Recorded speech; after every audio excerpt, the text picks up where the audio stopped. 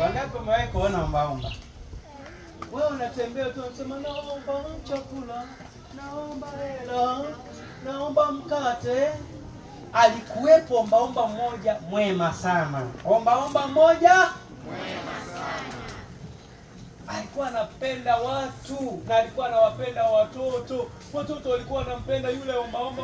Kila alikokuwa anakwenda walikuwa wanamfuata, wanacheza naye, wanaimba naye. Wimbo wake ulikuwa ni huo. Anasema hivi, ukitenda mema wajitendea mwenyewe, ukitenda mabaya wajitendea mwenyewe.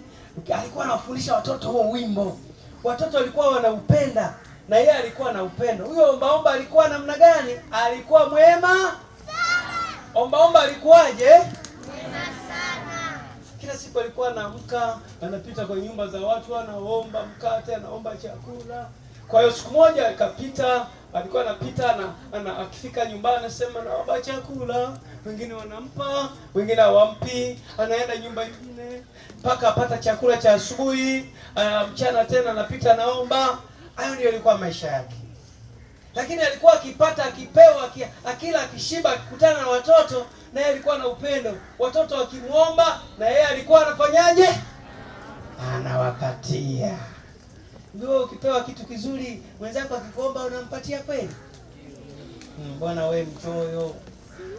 Wewe unampatia mwenzako ukiwa na kalamu mbili, akiomba moja unampatia? Basi, lakini kulikuwa na watu hawampendi huyu ombaomba. Kuna watu walikuwa hawampendi huyu ombaomba. Kuna mama mmoja hivi pale kijijini alikuwa na roho mbaya. Huyu mama alikuwa ampendi huyu ombaomba. Sasa alikuwa anamsumbua kila siku, anakuja anaomba. Huyu mama alikuwa anamchukia. Yaani kila kimuona anafyonza kabisa. Anasema, yaani naweza kufyonza nyinyi? Mimi nimeshindwa. Hebu jaribu kufyonza. Unafyonzaje? Hebu jaribu. Nani anaweza kufyonza vizuri? Hebu jaribu.